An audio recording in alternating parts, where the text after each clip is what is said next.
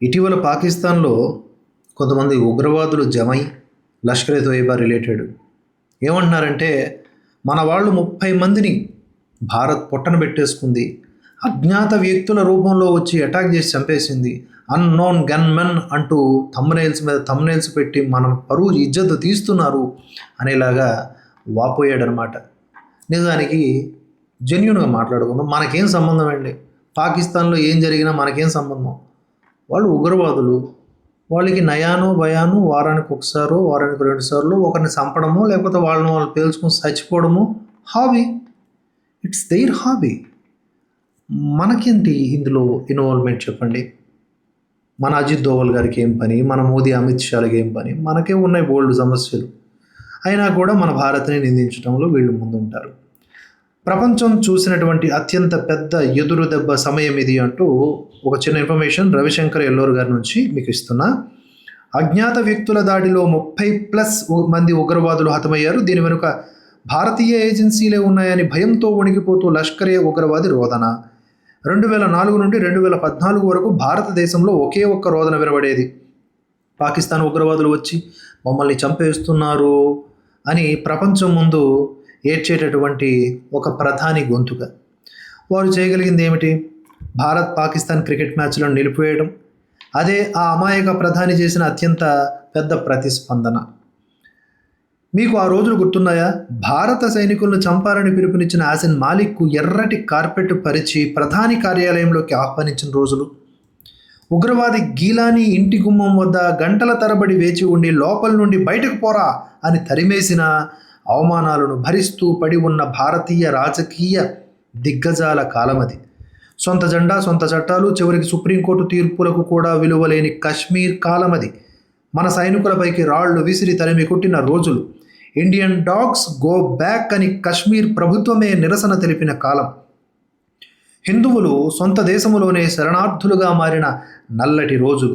ఇంకా చెప్పాలంటే communist party యువజన విభాగమైన DYFI ఇది కూడా కశ్మీర్లో ఇండియా అనే పేరు చెప్పడానికి భయపడి JKDYF అని Jammu Kashmir democratic youth federation అని పేరు మార్చుకొని తిరిగిన కాలం అది. ఆ తర్వాత 2014లో భారతదేశానికి నిజమైన స్వాతంత్ర్యం వచ్చింది. నరేంద్ర మోదీ ప్రధానమంత్రి అయ్యారు. ఆయన మొదటిగా ఏం చేశారు? ఒక కీలకమైనటువంటి నియామకం చేశారు. అదే అజిత్ దోవల్ గారిని జాతీయ భద్రతా సలహాదారునిగా నియమించటం. ఆ ఒక్క నియామకంతో భారతదేశపు తలరాతి మారిపోయింది. ఆ తర్వాత పాకిస్తాన్లో అజ్ఞాత వ్యక్తి ప్రవేశించాడు. అంటే ఇది మనం చెప్పుకుంటున్నాం కానీ మనకు సంబంధం లేదండి, ఊరికి ఒక ఆలోచన అంతే. ఆగస్టు 4, 2026 ఉగ్రవాదుల ఒప్పుకోలు. లష్కర్ ఎ తోయిబాతో అత్యంత సన్నిహిత సంబంధం ఉన్న రిజ్వాన్ హనీఫ్ అనే ఉగ్రవాదికి సంబంధించిన వీడియో ఒకటి ఇప్పుడు బయటకు వచ్చింది. అతని మాటల్లో భయం, వణుకు స్పష్టంగా కనిపిస్తున్నాయి. గడిచిన 3-4 ఏళ్లలో పాకిస్తాన్ పాక్ ఆక్రమిత కశ్మీర్లో మాకు చెందినటువంటి 30కి పైగా చాలామంది క్రియాశీలక కార్యకర్తల్ని అజ్ఞాత వ్యక్తులు చంపేశారు. దీని వెనుక భారతీయ ఏజెన్సీలు ఉన్నాయి. పెషావర్, కరాచీ, రావల్పిండి, రావల్కోట్, ముజఫరాబాద్, పాకిస్తాన్ అంతర్భాగాల్లో కూడా వారికి భద్రత లేకుండా పోయింది. 2008 ముంబై ఉగ్రదాడుల సూత్రధారులైనటువంటి లష్కర్ ఎ ఉగ్రవాదులు ఇక్కడ లేరని ప్రపంచానికి అబద్ధాలు చెప్పినటువంటి పాక్ ప్రభుత్వ ముఖంపై కొట్టినట్లుగా వారి సొంత ఉగ్రవాది ఈ విషయాన్ని అంగీకరించాడు. చరిత్రలో ఇది మొదటిసారి. ఇది ఎలా జరుగుతోంది? దోవల్ సిద్ధాంతం ఏమిటది అంటే దీన్ని అఫెన్సివ్ డిఫెన్స్ అంటారు. దాడి ద్వారా ఆత్మరక్షణ. మీరు మమ్మల్ని ముట్టుకుంటే మేము మీ ఇంటికి వచ్చి మరీ మిమ్మల్ని కొడతాము. ఇక కేవలం డిఫెన్స్ మాత్రమే కాదు, అఫెన్స్ కూడా. ఎందుకు ఈ అజ్ఞాత వ్యక్తి భారత్ అధికారికంగా దేన్ని బాధ్యతగా ప్రకటించదు కానీ ఎందుకు ఈ అజ్ఞాత వ్యక్తి అంటే దాడి చేసేవారికి ముఖం లేదు, పేరు లేదు, మతం లేదు.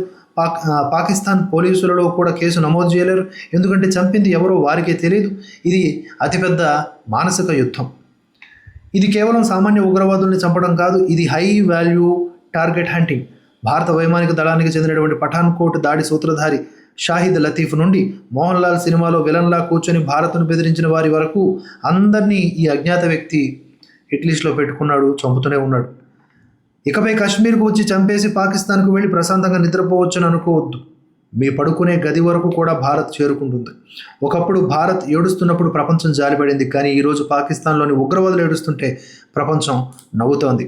అది మార్పు, అదే నయా భారత్, నరేంద్ర భారత్. జై హింద్, వందే మాతరం అనేది ముగింపు. రవిశంకర్ గారు అందించిన సమాచారం. మొత్తంగా ఈ అజ్ఞాత వ్యక్తులకు సంబంధించినటువంటి దాడిలో చనిపోతున్న ఉగ్రవాదులు, మిగిలిపోయినటువంటి ఉగ్రవాదుల ఆర్తనాదాలు వెరసి పాకిస్తాన్ ఆహా అద్భుతంగా అభివృద్ధి చెందుతోంది అని వార్త.